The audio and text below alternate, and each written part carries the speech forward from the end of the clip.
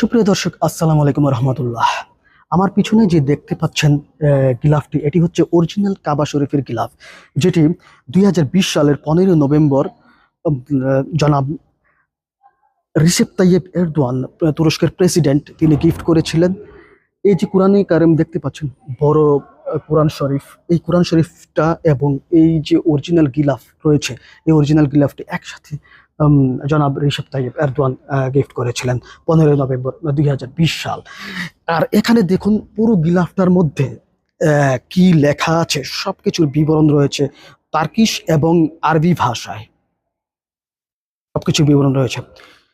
তো সুপ্রিয় দর্শক, আপনারা ভিডিও দেখে অবশ্যই মাশাআল্লাহ বলবেন, কারণ এটি দেখার সৌভাগ্য আসলে খুব কম মানুষেরও হয়ে থাকে।